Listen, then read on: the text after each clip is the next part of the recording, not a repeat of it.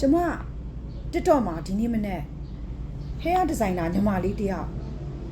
relationship မှာအတူနေခဲ့တဲ့ပုံတွေကိုsocial မှာသူ့ရဲ့ ex ကရောင်းစားတယ်ဆိုတဲ့ဟာလေးကိုတွေ့လိုက်တဲ့အတွက်အမျိုးသမီးတို့တရက်လုံးအတွက်ကျမ speak out လုပ်တဲ့နေထင်လို့ကျမဒီဗီဒီယိုလေးကိုရိုက်ဖြစ်တာပါ relationship တစ်ခုမှာကွာတယောက်နဲ့တယောက်ကြိုက်ချင်လဲကြိုက်မယ်လမ်းခွဲချင်လဲလမ်းခွဲမယ်နင့်နာခံချင်လဲခံမယ်သစ္စာဖောက်ချင်လဲဖောက်မယ်တူတူနေချင်လဲနေမယ်အခုခေတ်မှာဒီဟာတွေကဘာမှထူးဆန်းတဲ့ကိစ္စမဟုတ်ဘူးလို့ကျမမြင်ပါတယ်ဆိုတော့ဒီအတူတူနေလို့ချစ်တုံးကြိုက်တုံးအတူတူနေတဲ့ကိစ္စမှာဗီဒီယိုရိုက်ပြီးရောင်းစားတယ်ဆိုတဲ့ဟာကျမဟိုပေါ့နော်ဒါဘလို့မှလက်သင့်မခံနိုင်ဘူးအဲ့လိုရောင်းစားတယ်ဆိုတဲ့ဒီကောင်လေးတယောက်ရဲ့စိတ်ဓာတ်ကိုလည်းကျမဘလို့မှကိုတွေးလို့တောင်မရပါဘူးကျမတို့ကလည်းသားတွေရှိတယ်သမီးတွေရှိတယ်လို့ခေါ်မလဲသမီးလေးဆိုရင်လည်းအမျိုးကောင်းသမီးလေးဖြစ်အောင်တားဆိုရင်လည်းအမျိုးကောင်းသားလေးတွေဖြစ်အောင်ကျမတို့ထိမ့်သိမ်းစောင့်ရှောက်ပေးရမှာကျမတို့မိဘတွေတာဝန်မှာ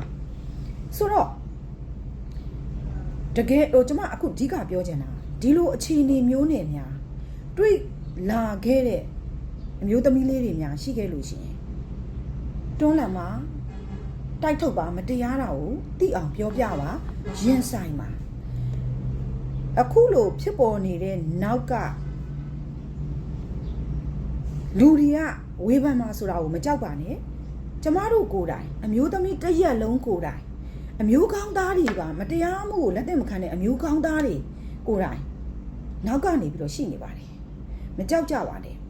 နောက်တော့လေတခုရှိတာကျမဒီဗီဒီယိုမြင်လဲမြင်ဘူးကြည့်လဲမကြည့်ဘူးသွားလဲမကြည့်ဘူးကြည့်ဖို့လဲစိတ်ဝင်စားဘူးတို့ပေမဲ့ကွန်မန့်အောက်တင်မှာကျမအဲ့ဗီဒီယိုလေးတက်လာတဲ့အချိန်ကွန်မန့်အောက်တင်မှာတကယ်ကို